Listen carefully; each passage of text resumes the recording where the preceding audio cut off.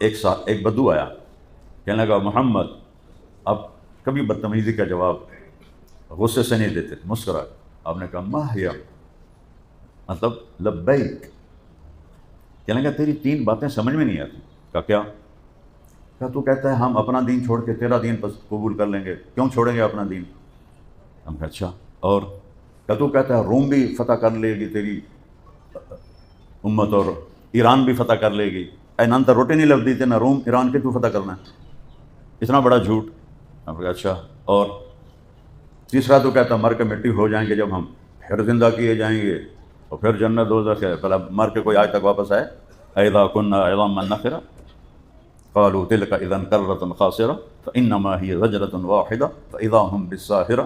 اللہ نے پہلے قرآن میں بتا دیا تھا کہ یہ کہیں گے جب ہم مٹی ہو جائیں گے اور ہم كنا عظاما وترابا، تو پھر ہمیں کون قبروں سے اٹھائے گا؟ آپ نے فرمایا انشاءاللہ تیری زندگی لمبی ہوگی۔ جس کو بھی آپ یہ فرماتے تھے وہ ہمیشہ لمبی عمر پا کے مرا ہے۔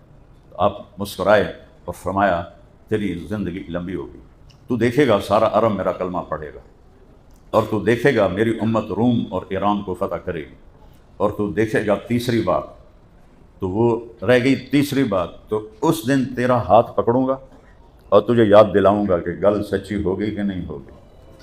وہ کہنے لگا میں نہیں مانتا، واپس چلا گیا۔ جب مکہ فتح ہوا تو سارے عرب مسلمان ہو گئے، تو کہنے لگا ایک گل تو پوری ہو گئی، ہن دوئی ویکھ لواں۔ حضرت عمر کے زمانے میں روم بھی فتح ہو گیا، ایران بھی فتح ہو گیا، کہنے لگا بھیا دوئی گل بھی ہو گئی، وہ نہ ہوئے تری بھی سچی ہو جاوے تے میں ماریا جاواں، چل کے کلمہ پڑھ لواں تو چنگی گل ہے۔ تو اپنا گاؤں چھوڑ کے حضرت عمر کے زمانے میں مدینے آ گیا اور اس نے آ کے کلمہ پڑھا۔ تو جب کبھی وہ مجلس میں آتا تو حضرت عمر اس کے لیے کھڑے ہو جاتے، تو صحابہ بڑے حیران ہوتے بھی کہ ماڑا جا بندہ ہے، فقیر آدمی ہے، تو عمر دے واسطے کھلو جاندہ ہے، 22 لاکھ مربع میل دی حکومت ہے۔